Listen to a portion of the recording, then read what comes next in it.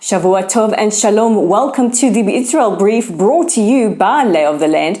With me, Rolene Marks. And before we get into our headlines, I just want to wish our American friends, readers, viewers, listeners a very, very happy 4th of July.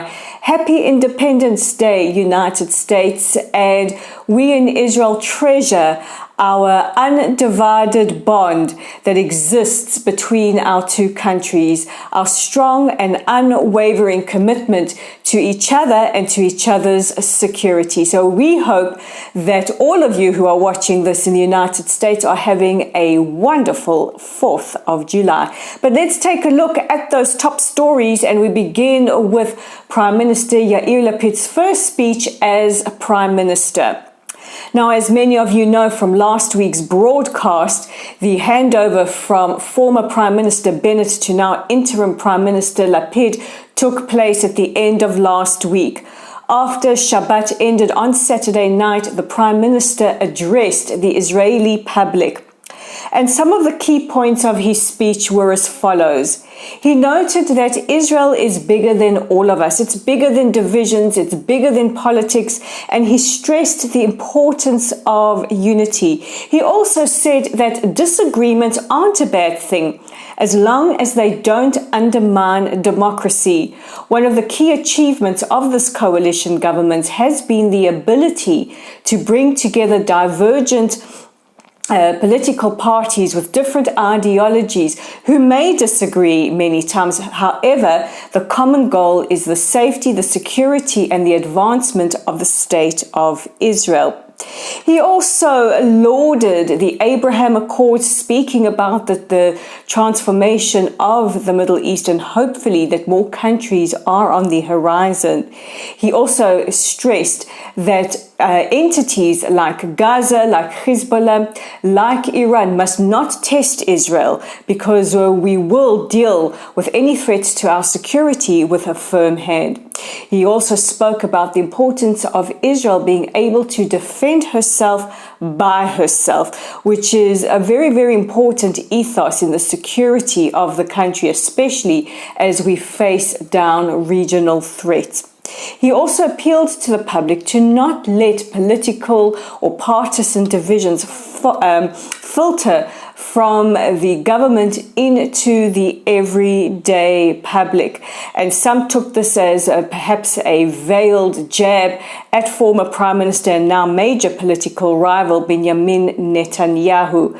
However, the next couple of months, the race is on. The race is on to see whether former Prime Minister Netanyahu can regain his entry into the Prime Minister's office, or if now interim Prime Minister Yair Lapid will do enough to secure the trust and the vote of the public in order to remain Prime Minister. All we know is that on the 1st of November, a little later this year, all of that will be decided by us, the Israeli voting public.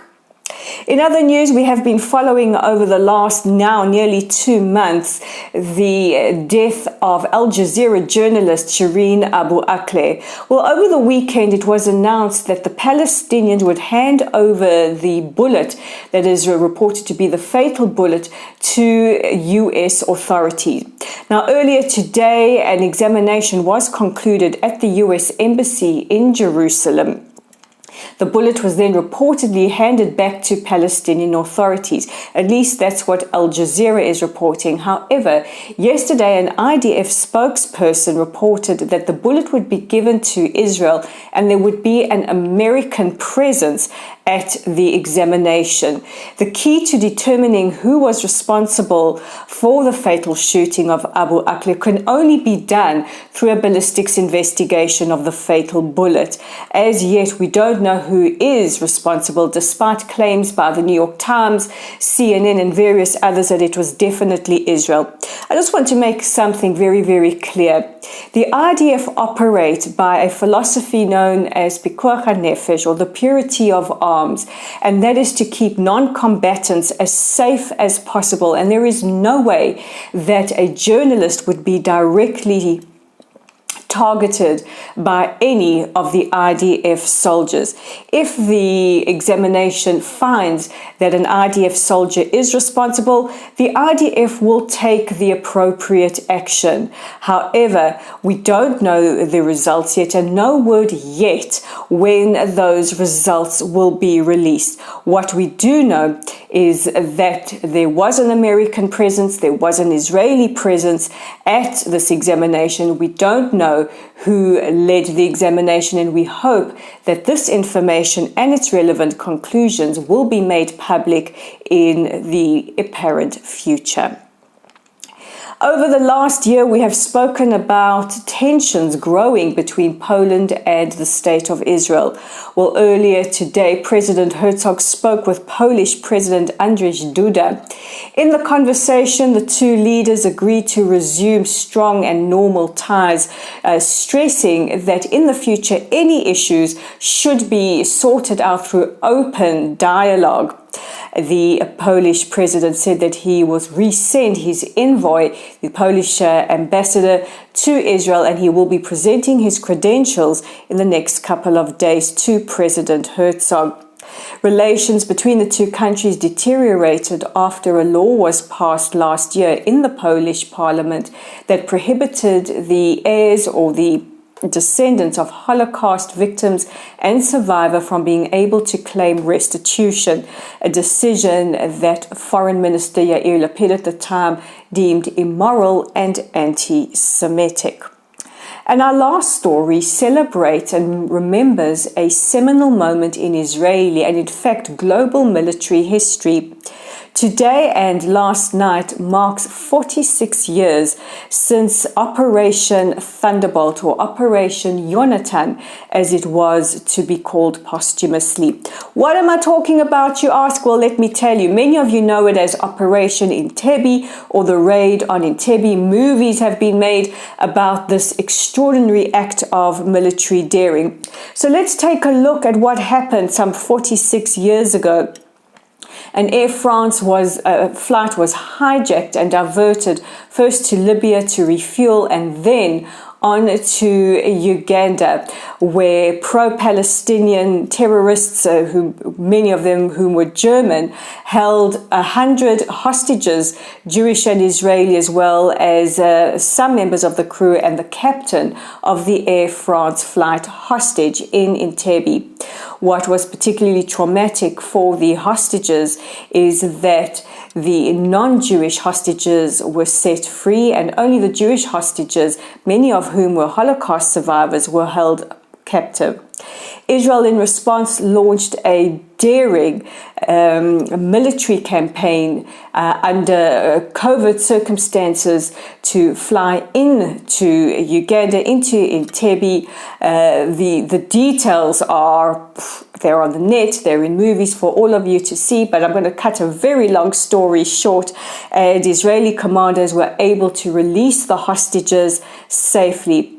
However, the commander leader, Yoni Netanyahu, who was the brother of the man who would become Israel's prime minister in the future, Benjamin Netanyahu, was felled during the operation, and the IDF renamed it Operation Yonatan in his honor.